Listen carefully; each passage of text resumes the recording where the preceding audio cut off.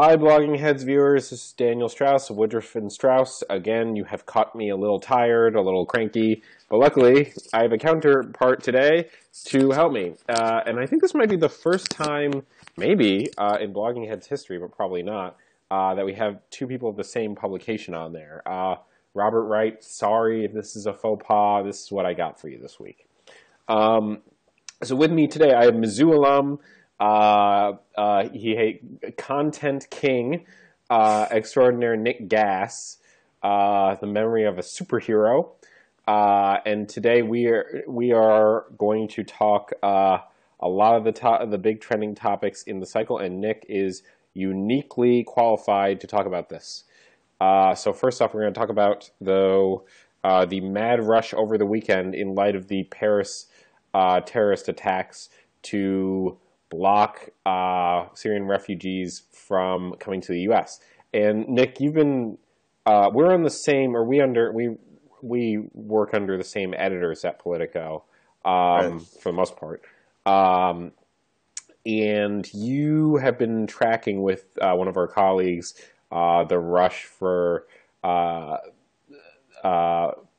rush among American governors to stop refugees from coming to the U.S., right? So, Right. Yeah. how many? Do you know how many we're at right now? I saw 27 today, but I don't know. Gosh, I think it's 27, possibly 28 now with Maryland that came out. So that's And they're mostly Republican. I mean, obviously they're because mostly Republican except for New Hampshire, Montana. Yeah, an operative up in New Hampshire, a Republican operative, said that she was actually pretty surprised that Hassan went that way. I haven't talked to the campaign reporters who cover House and Senate races, but I was pretty surprised by that. And then there are two governors who have said that they are going to keep accepting them, right? There are at least a couple. Like California said they're going to keep accepting, Washington State, and then Oregon, I believe, this afternoon. Okay. And I think Vermont too, yeah. Vermont as well, Pennsylvania. So they're Delaware. There have been a few, but many, many more that say that they either don't want them coming or they're not going to let them come, even though I'm not quite sure that they can do that. Yeah. So what is there's some sort of fogginess about whether they can actually do that, right? Well, a lot of it, the governors that do realize that that's not within their authority realize that they have to get members of Congress to act and to withhold funding from the omnibus. So it's kind of a complicated process there that risks the potential of a government shutdown over this. Jesus. So, yeah.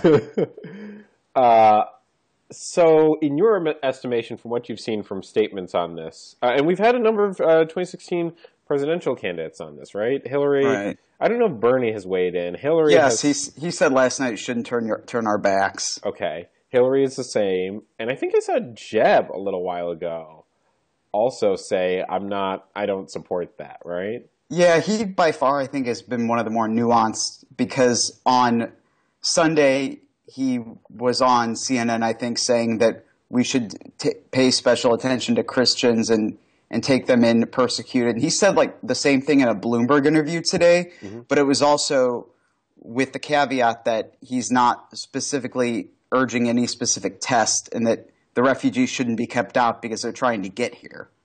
So that's where Jeb's at right now, basically. Well, shit, man. It's complicated. Something's gonna have to get resolved. People in Congress and the White House have got to come together and talk and figure out exactly a solution, because there seems to be a lack of communication at from federal to state. Mm-hmm. Is your sense from these statements that this is just sort of a mad rush to take a side and to seem strong and hard on terrorism by proxy? I think everyone wants to look strong and to take a side, and I think generally what we've seen is what we could have expected. Like you could have cooked up the scenario, and you could have basically expected the exact same things from the Republican governors and from the Democratic governors, save for a few nuances, but it's essentially what you would expect. Mm-hmm. I mean, I was surprised by the rush on this point, and it sort of reminded me from the 2012 cycle during that one Republican debate when the candidates were all asked if you were offered a deal. It was a ratio of like 10-to-1 tax cuts to spending. All right, yeah. And essentially almost everyone on stage raised their hands and said they would reject that offer, it seemed sort of extreme. But it sounds like here right now, at least, it's a little unclear whether these refugees, or whether these states could refuse these refugees. And also, I'm unclear. I mean, I guess we're wading into an area that neither of us are specialized too much in. But it also seems to me that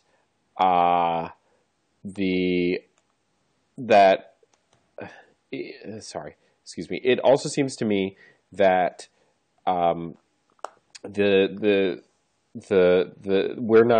it's not really clear if these refugees would be terrorists, or like the people who carried out the terrorist attacks in Paris were Syrian refugees. I'm a little unclear how the idea that the Syrian terrorists were hidden among the Syrian refugees came from this. Yeah, so one of the terrorists that carried out the attacks in Paris last Friday apparently came through Syria, from Syria through Greece as a refugee, as among the refugees earlier this year, and so that's basically where all this is coming from. Most of the people that have been identified were either born in Belgium, born in France, went overseas, became radicalized either in Europe or overseas in some fashion. And that is what I think that the intelligence community is most concerned about, is people getting radicalized online and using these encrypted apps that cannot be tracked at all. I was watching Morning Joe today, and they were talking about the encrypted apps which they use to communicate, which sounds effing bonkers to me, man, for a number of reasons. I mean, is there no way for Apple to really get into those apps?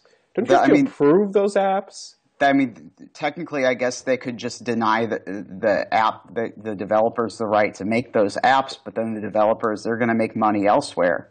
And so that's going to open up another market for a third party to jump in, and maybe it'd make it easier to identify because they're only using these devices that can allow that. But there's an idea. I don't know. Yeah. I mean, I'm a little surprised. It's funny. And the other big claim I saw, which I think the other knee-jerk reaction that I saw that I wanted to highlight here, and I'll make sure to include at the bottom of this podcast episode the links to Jill Popovich's thing on this, was the complaint that this attack is getting an unfair amount of attention. Primarily, it's because it's in a deeply Western country. When something like this happens in the Middle East, something in a country that's seen a lot of violence, there is not the same amount of international outcry. There aren't a flood of Facebook profile pics changed to have the watermark of the French flag. There aren't these gestures at public events. And that's true. Part of it, the argument I've seen for part of it is because of, slanderous, yellow-bellied or yellow journalism sensationalists such as ourselves, who choose what to cover and, I guess, emphasize certain events over others. But the other thing I think is the readership. I think a lot of the point that was made by people highlighting this is that readership plays a role, and there is a huge amount of interest in this event. Right. which usually jacks up and helps to decide coverage. I think we can both say that there are news outlets that highlight certain things based on internal analytics.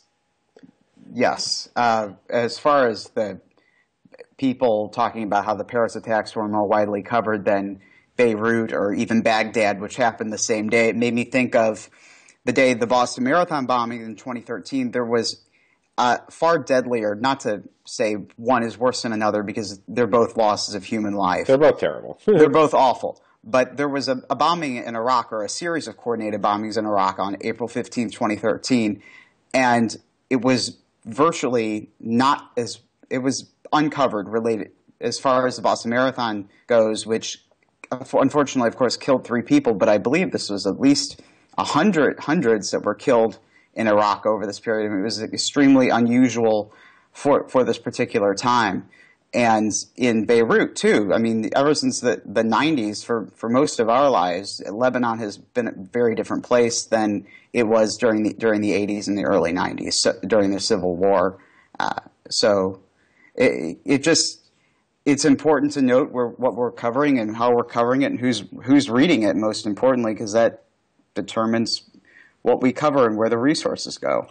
From what you've seen, is there any hold? There was one thing I did want to highlight with the governors, actually, which was wasn't there some confusion about Nikki Haley?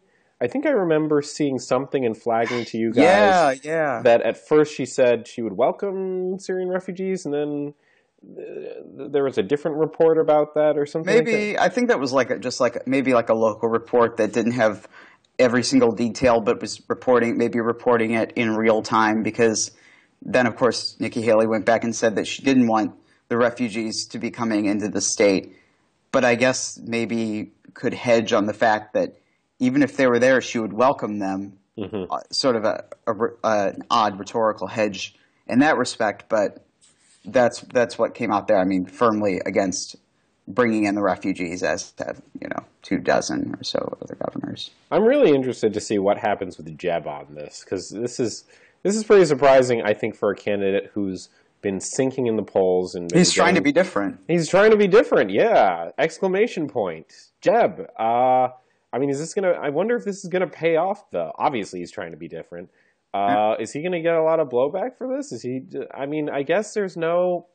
I guess for Jeb, maybe actually I should assume that he actually believes this personally, but the political calculus of this is maybe it sets him apart from the rest of the field, and maybe a lot of the other candidates will veer right and bash each other and bash him on this, but in the end it's going to come around and pay off. I guess that's his feeling on this, and he probably believes it too.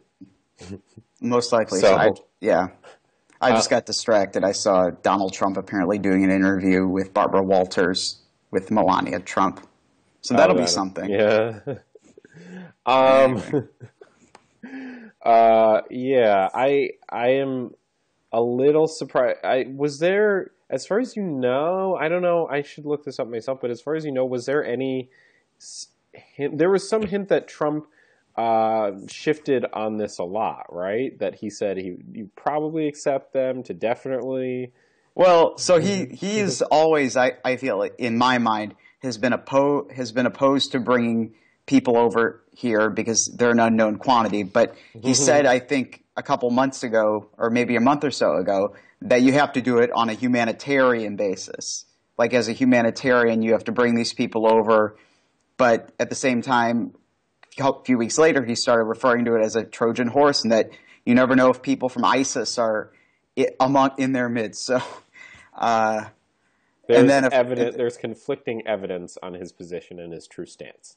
Yes, that's the case with a few different things as I've been following and tracking his statements over the last several months. All right, well, let's switch to the shocking thing about this is that there's been a dramatic move from one big topic to the other one. And last week, it seemed like Missouri, your home state, and my home state for a year, was going to dominate the news for another week or so, which is when I asked you on to our humble program. And so it was a weird week. And it started out with the Mizzou football team saying that they were on strike until the president of the University of Missouri system, not the leader of the University of Missouri Columbia campus, resigned. And that was pretty shocking, and they got a lot of press for that. And then he resigned. And then the president of Mizzou, the chancellor of Mizzou, who's in charge of that campus and that particular school, resigned as well. And there were protests on campus. There was all this coverage. There was surprisingly less, I think, actual attention than I thought there would be to discussion about race relations on campus. Not to say that there was none at all, but there was a lot less than I would have expected. And there was blocking of the media, which was one of the surprising things about this. So can you rehash the series of events? It turned into a media story. And I'm a little bit fuzzy on the days now because it was a week ago and it kind of sort of blurs together. But like the gist of it is that there was a demonstration going on one of the quads at Mizzou. And there was a student photographer who was doing freelance work for ESPN, wanted to get up, photograph the protesters, as is his right.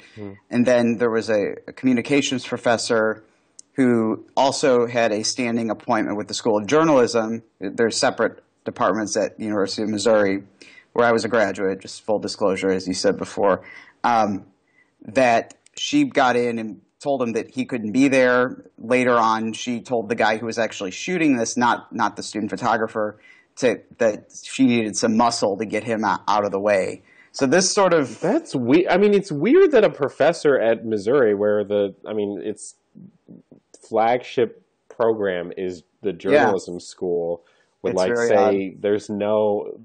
a journalist should not be allowed access to a major news event. I mean, was there any... As far as you know, was there any sort of rationale or anyone, pointing that out?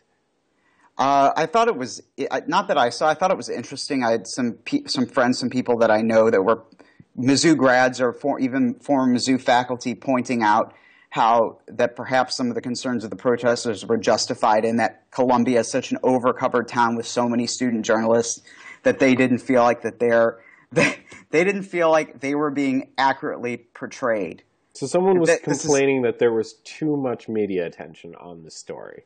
No, not on the story. Just in the J school, the common refrain being that Columbia, chances are you walk into someone, they've been interviewed by a reporter.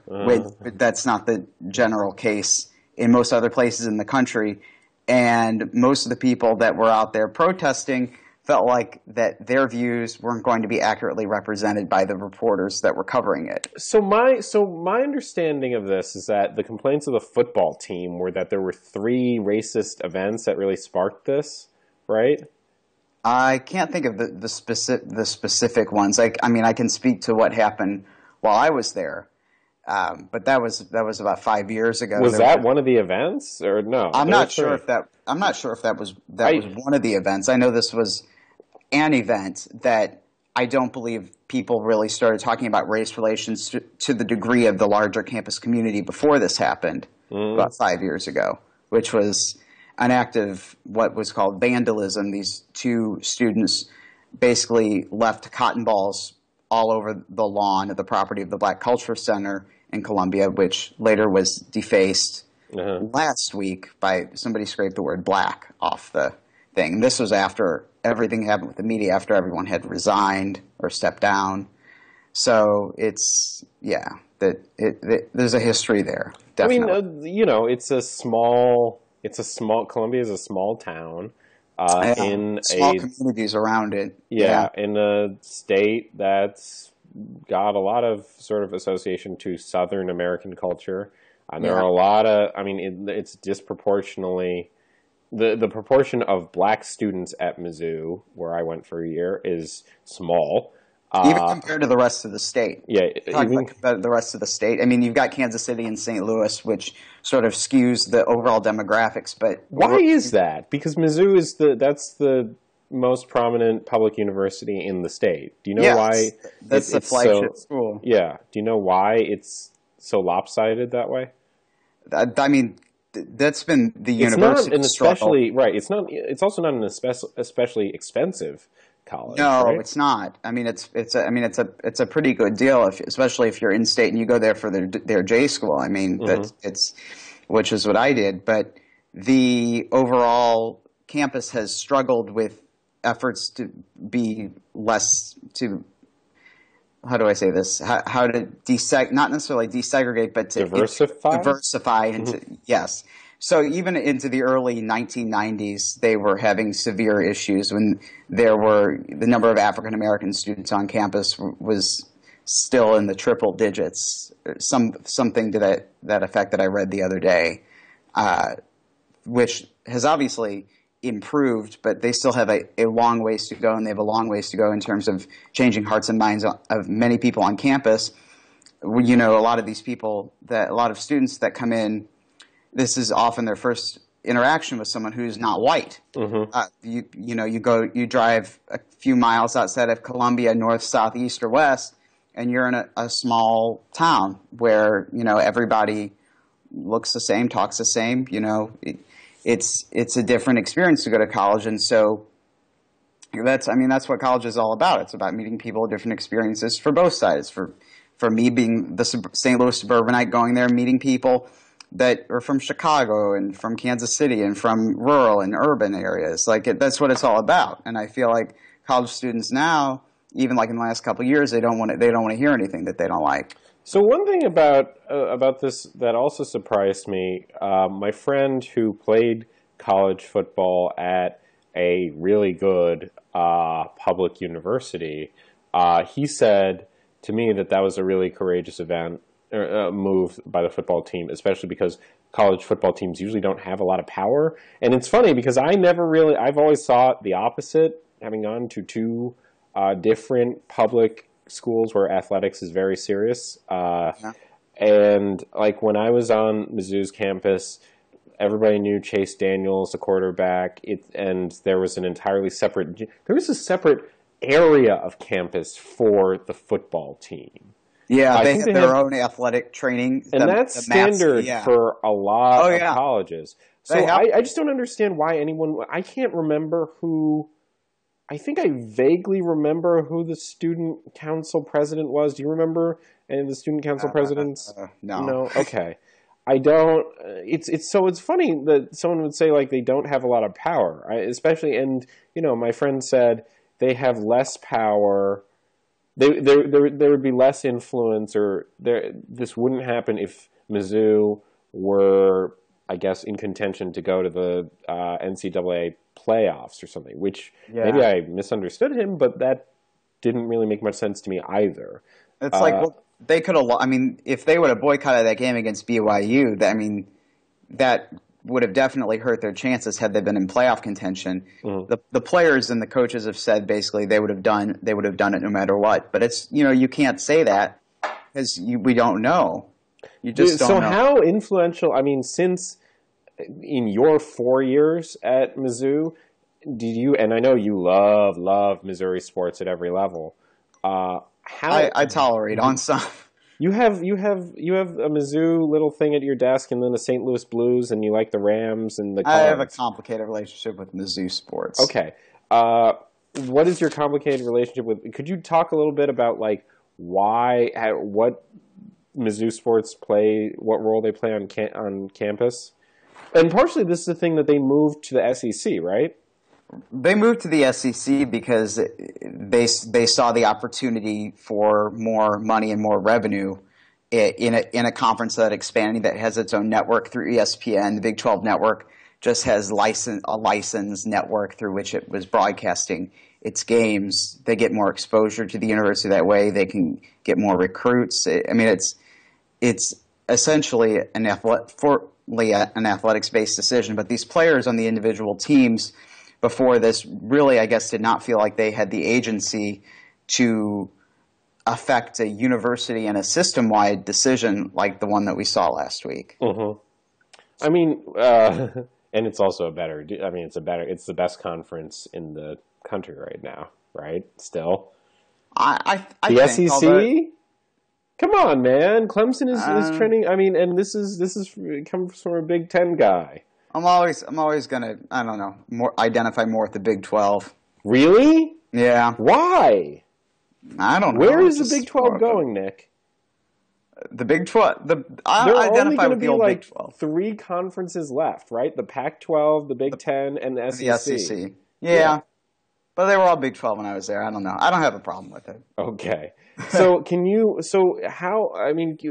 is the role of, like, how prominent, do people care on campus about? Oh, yeah. I ran with a really nerdy crowd. I went to half a football game there, and then we left. But I don't think that was a good sample size. And Missouri, especially the football, has gotten a lot better. Football's gotten really big. I mean, save for a couple this season, not so great. Not so great when a couple years ago. But on the whole, Gary Pinkel really has brought the program back. And of course, he's stepping down as well. He was the third guy cancer, because of lymphoma. Yeah. So. Yeah, Mizzou football is a big deal. Basketball is a big deal. So is it surprising that there was this much influence or heft by the team to do that? I think it was surprising that the coach Gary Pinkel got behind it because he's an employee of the university. Mm-hmm. These players are students of the university. They're going to do as they will because, as the NCAA likes to say, they're student athletes. So they're students.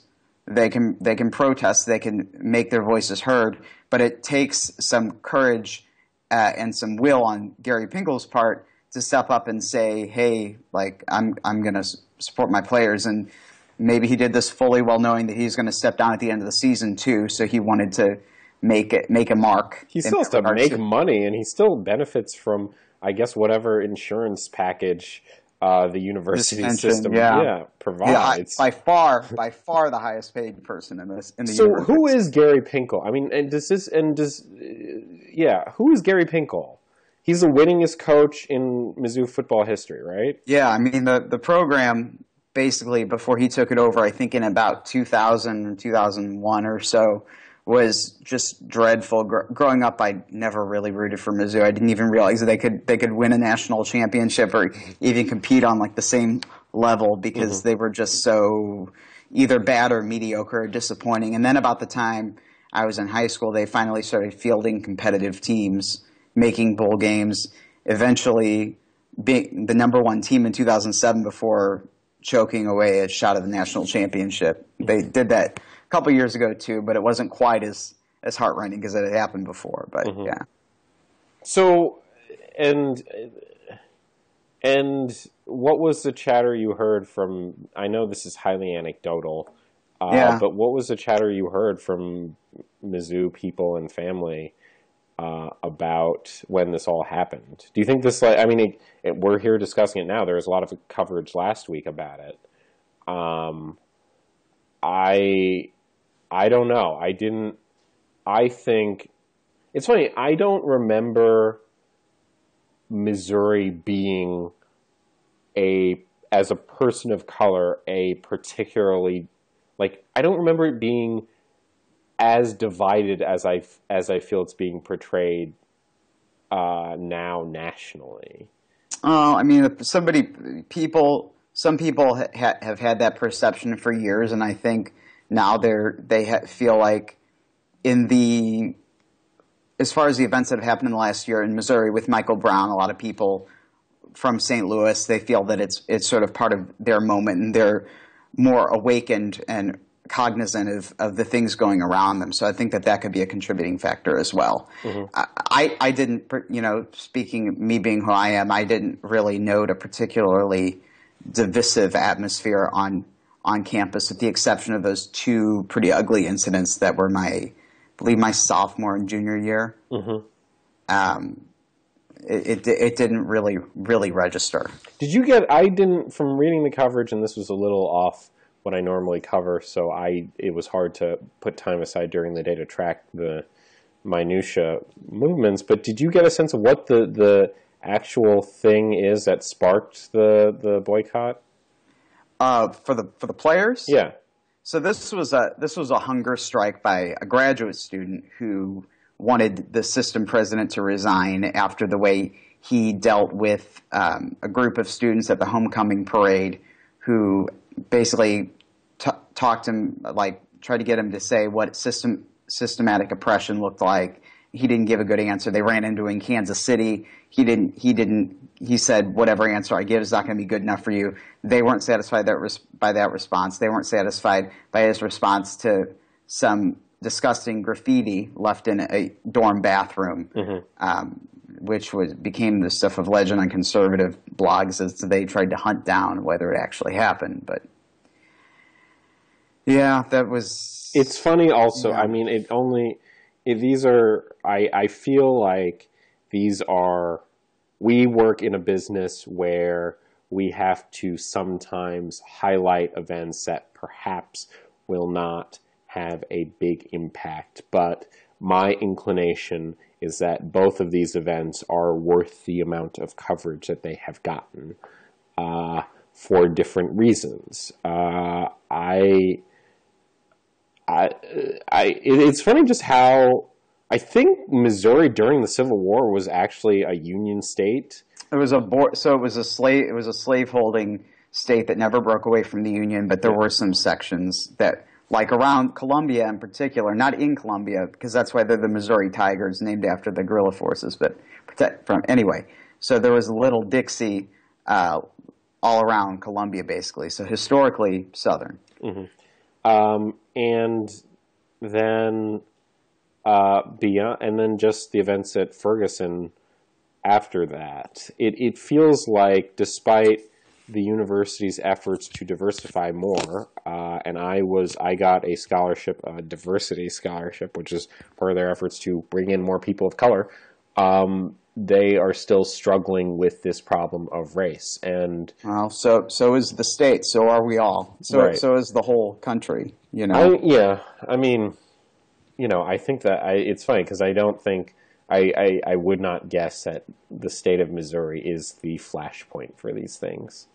I mean, I could go on and talk about this because I grew up in the St. Louis area, which is a place where the school district I went to, I could talk for hours about the desegregation program that was still in effect while I was in school there, really? and the benefits of that and the complications that came with that. It was an interesting experience, specifically because it was all voluntary, and so it was just a fascinating place. St. Louis, I think, is one of the more segregated areas in the country. Still, when you compare it, I saw this. I was reading by some metric, it's one of the most segregated areas, and just anecdotally, I can speak to that. I only went to the city once, so I can't remember too much of that. All right, well, Nick Gass, we are out of time. Thank you so much for coming on. It was a good talk. I will see you tomorrow at work. See you then. All right, thanks, Nick. Bye. Yep.